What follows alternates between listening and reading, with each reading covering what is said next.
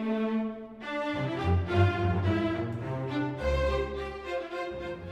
everyone, I'm here today to talk with you about the other composer and piece that will be on our upcoming Berk Sinfonietta concert.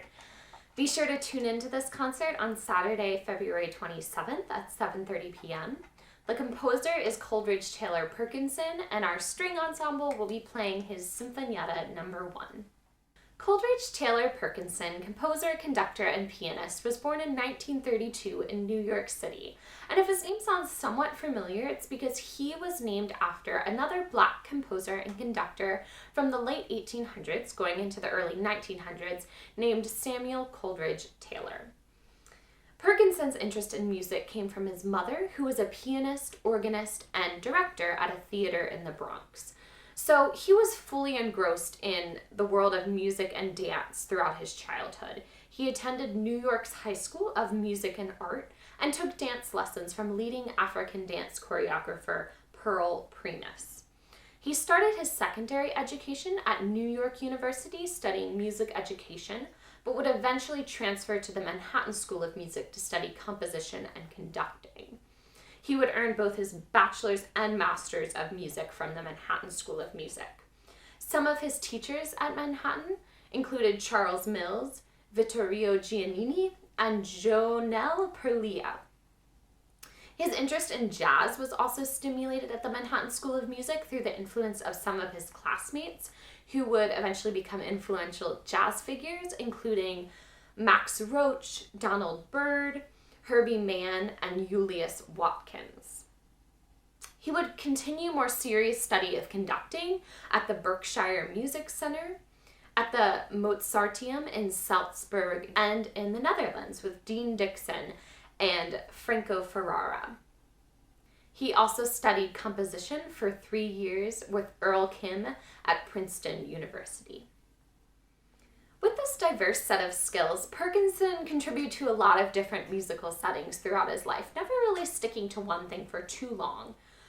He would conduct various ensembles, such as the Dessau Choirs, the Brooklyn Community Symphony Orchestra, the New York Mandolin Orchestra, and most notably, he co-founded and conducted for some time the Symphony of the New World, not to be confused with the New World Symphony, but the Symphony of the New World was the first racially integrated orchestra in America.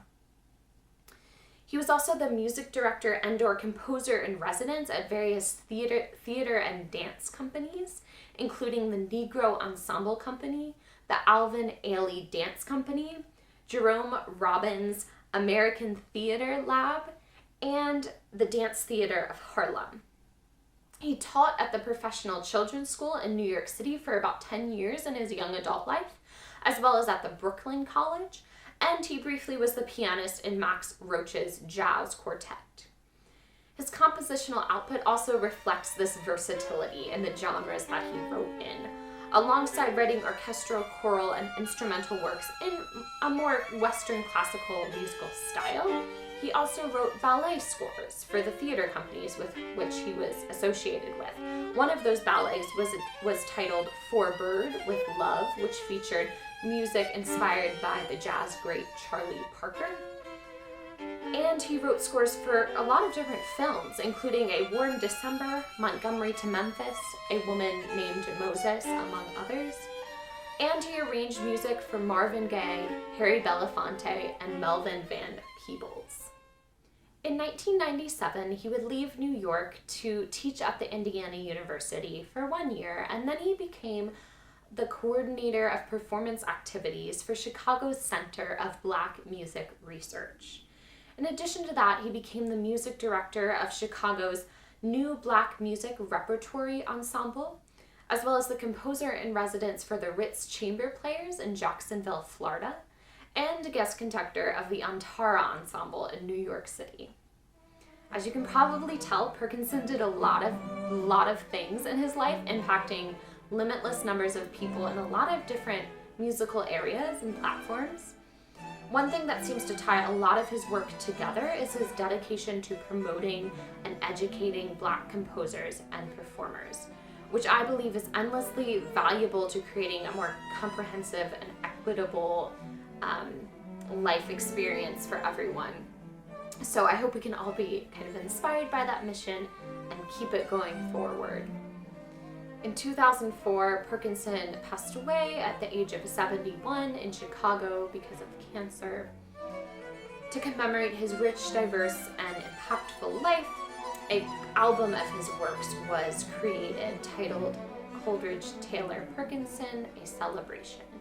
The piece that Berg Sinfonietta is performing, his Sinfonietta No. 1, was included on this compilation.